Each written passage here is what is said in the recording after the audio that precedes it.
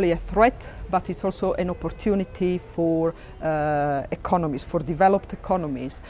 These opportunities are advantages, for example, at different levels. First of all, we have macroeconomic advantages, because when we open our economies to trade, we have immediately what have been called the terms of trade advantages.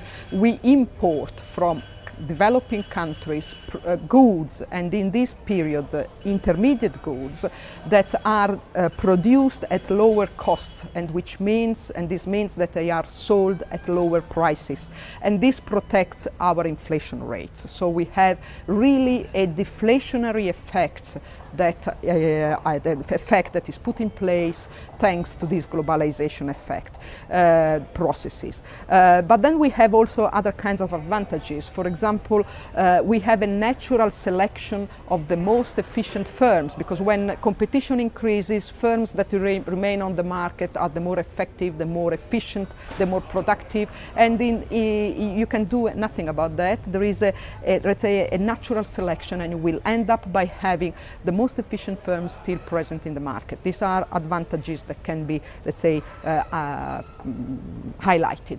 They have to have some strategic elements or put in place some strategic policies in order to compete.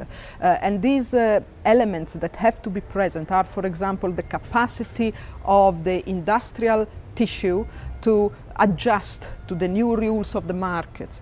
You have to have a flexible labor market in your economy. You have to have a lot of investments in your economy, and a lot of, for example, advanced services that allow you to remain competitive and to be at the level of the best world economies. Of course, not all our regions are able to do that. We will face let's say, winners and losers after this period of globalization and also of economic crisis that we are facing.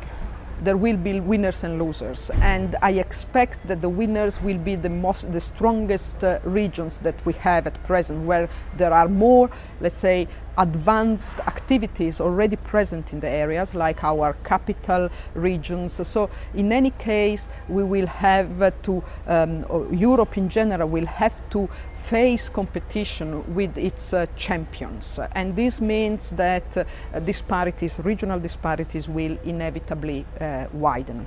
This depends very much on the policies that we do and that the EU does. And I think that the European policies, we don't have any counterfactual event to say that if we hadn't got these European policies, or structural policies, our regions would have been worse or better. But in any case, in front of this economic crisis, what the EU should do, and I think there is already a debate going on at the DG Regio saying that the structural policies that will be put in place from now on will have to be very careful, because we'll have to face this increased disparity that we will have after the crisis. So a way to do that is to be very strongly related to the short-term policies that our national governments are doing. So the short-term policy will be a demand-driven policy, that is to say they will try to help consume to increase and demand to increase in order to face this economic crisis. And then the structural long-term policies have to reinforce these elements of short-term and to stabilize the economies in the long period.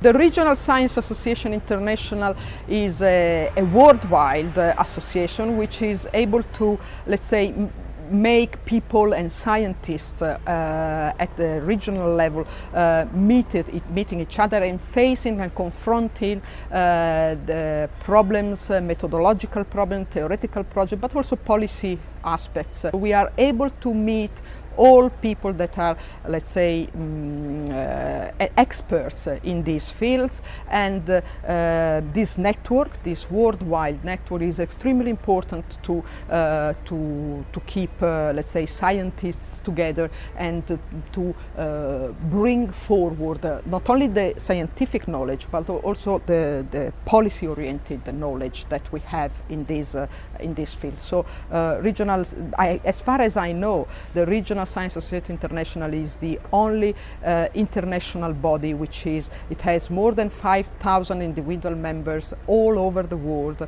and facing with the same problems, with the same issues, both theoretical, methodological and policy-oriented issues. So it's really a network that can give a lot to the present situation, also to develop knowledge and culture to these on the issues that we are facing now in the economic crisis and in the globalization process. The Spanish association plays an important role. Sometimes our members do not really understand how much important their role is in our association, because in our international association, the Spanish association plays a very important role, because this is where the most important issues that are present in the Mediterranean countries are developed and are faced and are confronted among scientists. And with other associations, Mediterranean associations like the Italian ones, the French-speaking one, they can really play a role in order to bring to the table, to bring to the attention of other scientists problems that are faced in the Mediterranean areas, and there sometimes are specific for this area, but methodologies, theories that are developed somewhere else can be of extreme importance to solve this kind of problems. So the Spanish Association is a channel, is a vehicle for local problems to be put under the attention of a worldwide scientific audience. So I think we really, as the RSAI president, I really think that the Spanish Association is a very important association that has to be dynamic, has to be present in our international association, and plays an important role for the development of knowledge.